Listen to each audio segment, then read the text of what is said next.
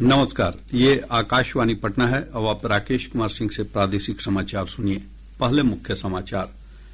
प्रधानमंत्री नरेंद्र मोदी आज सुबह 11 बजे आकाशवाणी पर मन की बात कार्यक्रम के माध्यम से देश विदेश के लोगों के साथ अपने विचार साझा करेंगे।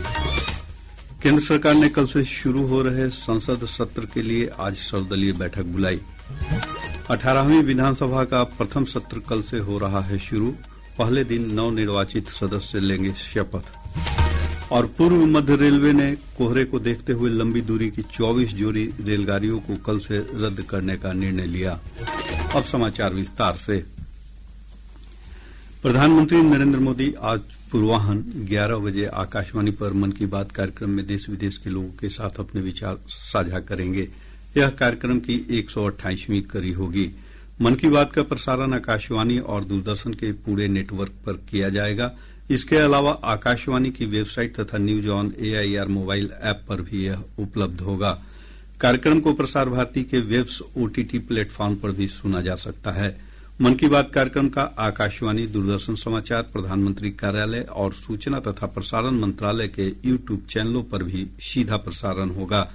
इसके तुरंत बाद मैथिली भाषा में इसका प्रसारण आकाशवाणी के दरभंगा केंद्र से किया जाएगा। इसी प्रसारण को दोबारा रात्रि 8 बजे से भी सुना जा सकता है।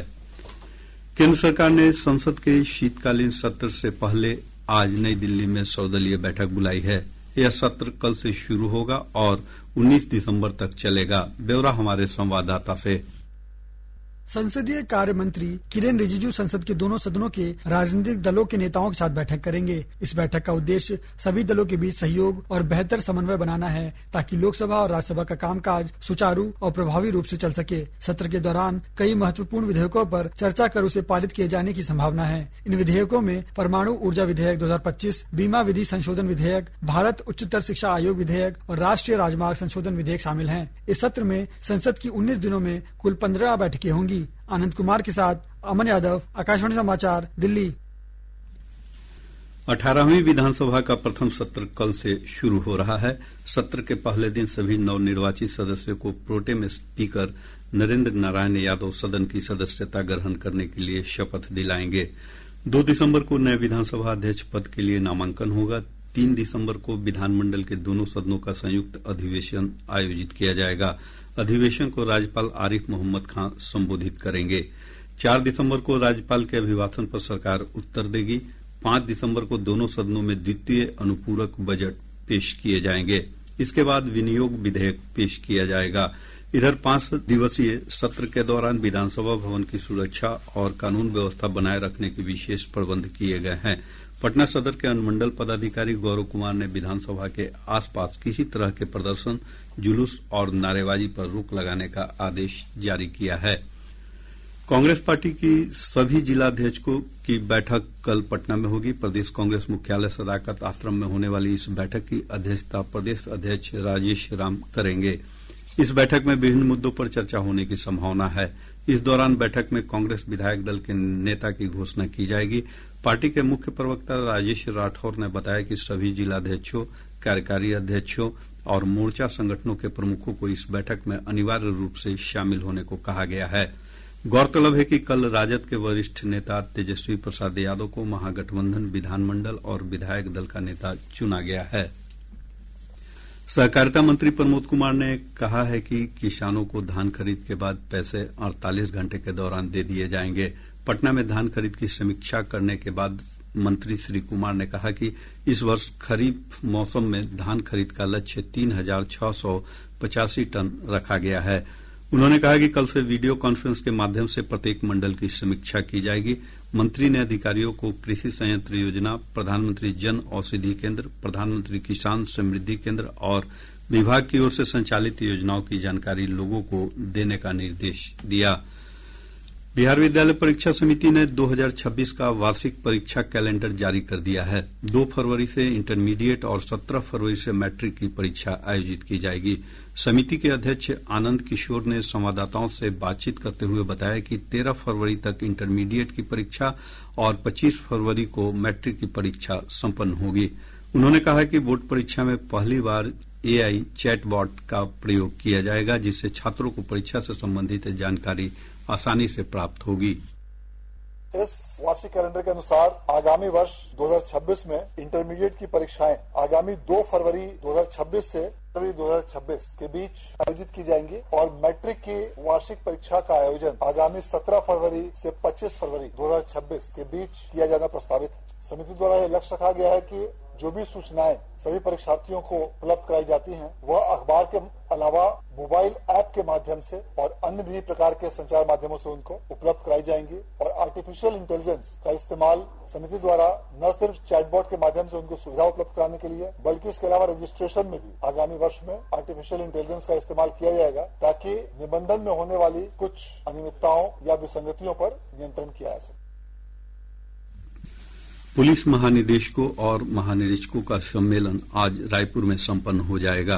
प्रधानमंत्री नरेंद्र मोदी इस सम्मेलन की अध्यक्षता कर रहे हैं। सोशल मीडिया पोस्ट में श्री मोदी ने कहा कि पहले दिन के सम्मेलन में भारतीय सुरक्षा व्यवस्था के विभिन्न पहलुओं पर विचार विमर्श हुआ। उन्होंने कहा कि इस सम्मेलन से राष्ट्रीय सुरक्षा के क्षेत्र में श्रेष्ठ व्यवहार और नवाचार साझा करने का महत्वपूर्ण मंच मिला है।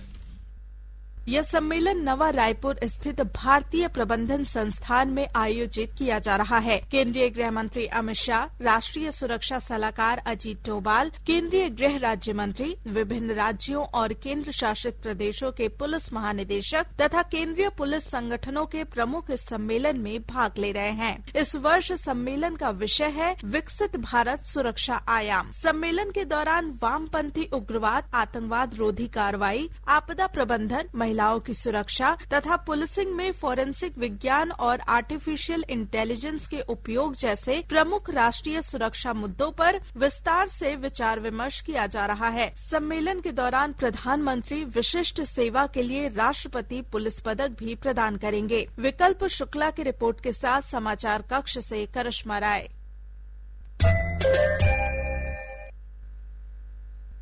प्रादेशिक समाचार आप आकाशवाणी पटना से सुन रहे हैं। ताजा समाचारों के लिए आप हमारे x handle AIR News _Patna पर जा सकते हैं।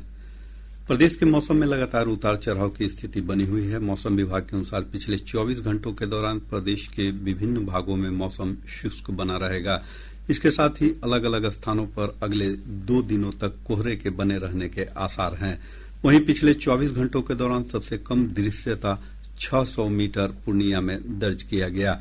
विभाग ने अपने अनुमान में कहा है कि अगले 2 दिनों के बाद विभिन्न स्थानों पर न्यूनतम तापमान में क्रमिक गिरावट होगी, जिससे ठंड बढ़ेगी। अधिकतर स्थानों पर सुबह और शाम के समय हल्के से मध्यम स्तर का कोहरा छाये रहने की संभावना है। अगले 2 दिनों के दौरान राज्य के 1 या 2 स्थानों में सुबह के समय हल्के से मध्यम स्तर का कोहरा छाये रहने की संभावना है। इधर दक्षिण भारत के तटीय क्षेत्रों से आ रहे चक्रवातीय तूफान दितवा का असर रहने की संभावना है। इससे पटना सहित कई भागों में हल्के बादलों के छाये रहने की संभावना है। पूर्व मध्य रेलवे ने ठंड के दौरान कोहरे को देखते हुए लंबी दूरी की 24 जोड़ी रेलगाड़ियों को रद्द करने का निर्णय लिया है। मुख्य जनसंपर्क पदाधिकारी सरस्वती चंद्र ने बताया कि यह रेलगाड़ियां 1 दिसंबर से अगले वर्ष 28 फरवरी तक रद्द रहेंगी। उन्होंने बताया कि कुछ रेलगाड़ियों का परिचालन पूरी तरह और कुछ का आंशिक रूप से रद्द किया गया है।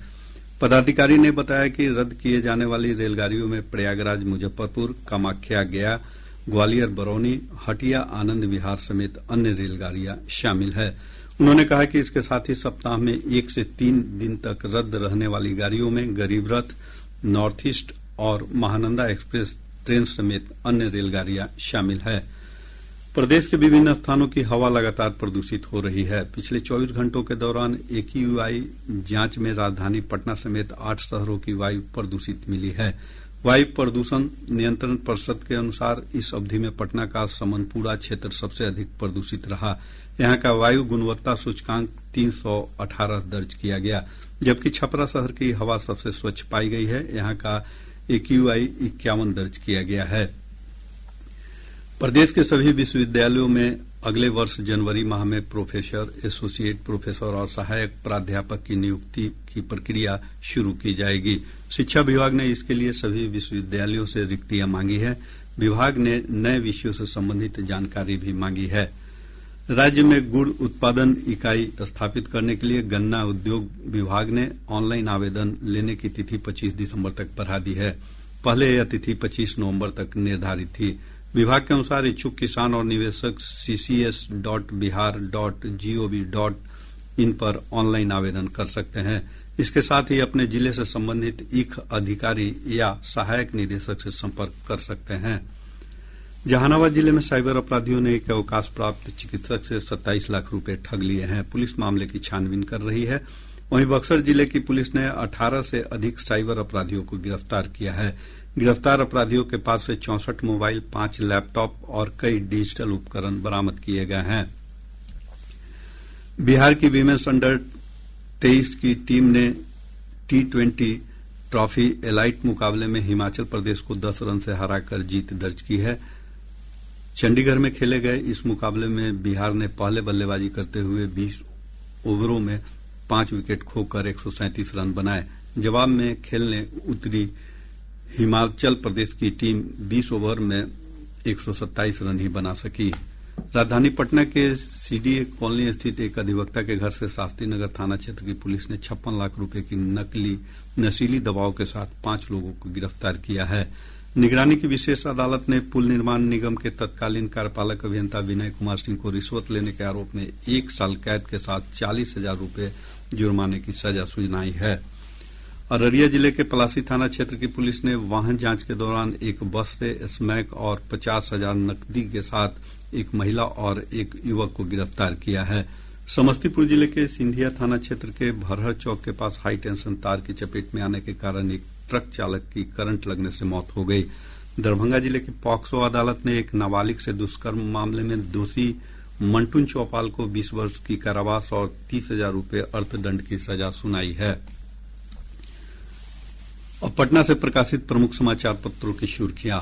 आज के सभी समाचार पत्रों ने अलग अलग खबरों को प्रमुखता से प्रकाशित किया है। प्रभात खबर ने लिखा है तेजस्वी चुने गए विपक्ष के नेता, पर महागठबंधन में दिख रही दरार।